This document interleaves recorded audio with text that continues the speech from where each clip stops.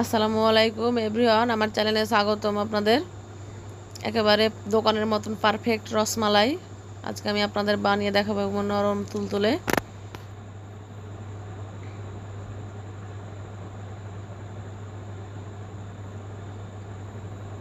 এজন্য আমি দুধ নিয়ে নিয়েছি এখানে। আমি আজকে ছানা রসমালাই বানাবো, এই জন্য আমি দুধটা চুলায় বসিয়ে দিয়েছি। আমি দুধটাকে এখন একটু ফুটিয়ে জাল করে নেব ছানা বানানোর জন্য। আজকে আমি ছানা রসমালাই বানাবো।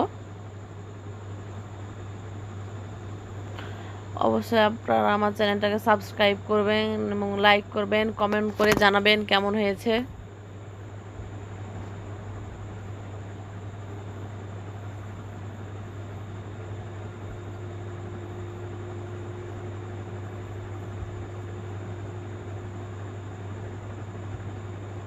এবং দেখতেই পাচ্ছেন আমার দুধটায় বলক ছেড়ে দিয়েছে এবং আমার দুধটা ফুলে উঠেছে। আপনারা ভিনেগারও দিতে পারেন, চাইলে লেবু রসও দিতে পারেন, যার কাছে যেটা থাকবে আপনারা সেটাই দিতে পারেন। আমি এখানে লেবুর রস অ্যাড করেছি। লেবুর রসটা চিপে একটু পানির সাথে মিক্সড করে তারপরে দুধে দিতে হবে।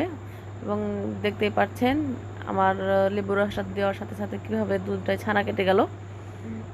এবং যতক্ষণ পর্যন্ত না একটা সবুজ পানি বের হয় ততক্ষণ পর্যন্ত আমি দুধটাকে নাড়াচাড়া করব। এবং দেখতেই পাচ্ছেন কত সুন্দর এবং পারফেক্টভাবে ছানাটা হয়ে গেছে আমার যতক্ষণ পানিটা সবুজ না হওয়া পর্যন্ত আমি নাড়বো। এবং দেখতেই পাচ্ছেন আমার পানিটা সবুজ হয়ে গেছে এবং আমার ছানাটাও কত সুন্দরভাবে হয়ে গেছে।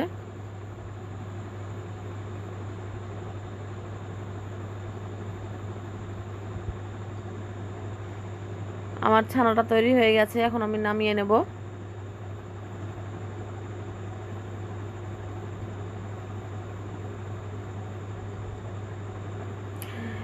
এবং একটা ঝাঁকনিতে ঝেঁকে নেব।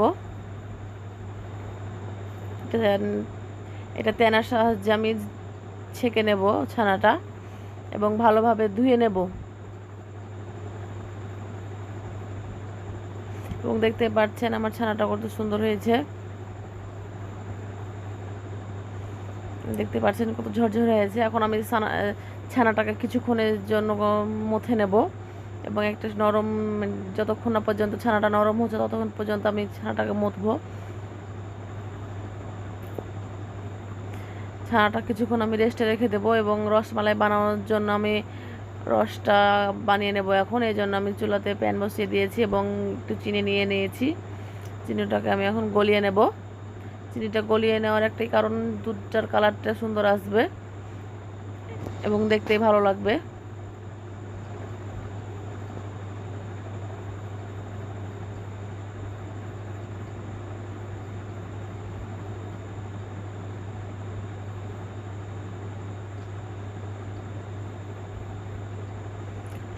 আমি এপাশ ওপাশ করে চিনিটাকে বারবার নাড়িয়ে নেব এবং আপনারা অবশ্যই খেয়াল রাখবেন যাতে বেশি পুড়ে না যায়।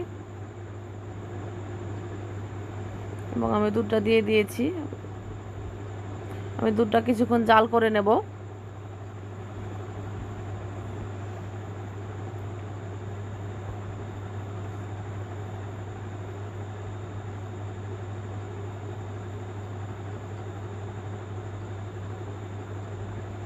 এবং দেখতেই পাচ্ছেন আমার দুধটা ফুটে উঠেছে।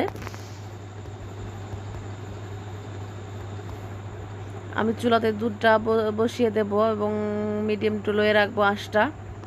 দুধটা আমার ফুটবে আর ওইদিকে আমি রসমালাই বানানোর জন্য ডোটা তৈরি করে নেব। আমি এখানে আমি ছানাটাকে ভালোভাবে মথে নিয়েছি এবং অল্প সামান্য পরিমাণে গুঁড়ো দুধ দিয়ে দিয়েছি। দেখতে পাচ্ছেন আমার ছানাটা কত সফট এবং নরম হয়ে গেছে। এখন আমি এগুলোকে একটা শেপে আনবো এবং দেখতেই পাচ্ছেন আমি ছানাটাকে কত সুন্দরভাবে গোল গোল আকৃতি দিয়েছি রসমালাই বানানোর জন্য।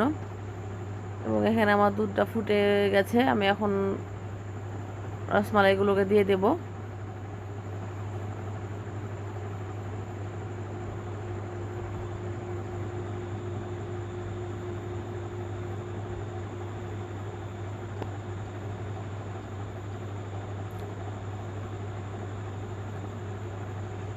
এবং রসমালাইগুলো যতক্ষণ পর্যন্ত না সিদ্ধ হয় ততক্ষণ পর্যন্ত আমি একটু জাল করে নেব।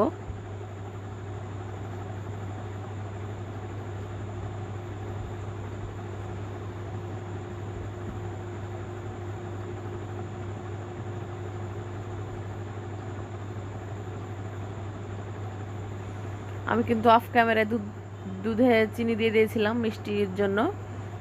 আপনারা যে যেরকম পরিমাণে মিষ্টি খান সে সেরকম পরিমাণে চিনিটা দেবেন। এবং দেখতে পাচ্ছেন আমার দুধটাতে বলক ছেড়ে দিয়েছে এবং আমার দুধটা অনেকটা ঘন হয়ে গেছে এবং কালারটা কত সুন্দর এসেছে এবং আমার রসমালাইগুলো কত সুন্দরভাবে ফুলে গেছে।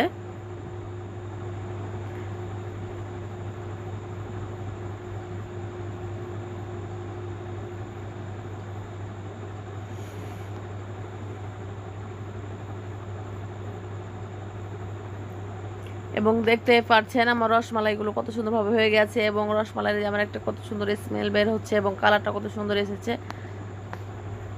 আপনারা অবশ্যই বাসাতে ট্রাই করবেন, আমাকে কমেন্টে জানাবেন কেমন হয়েছে।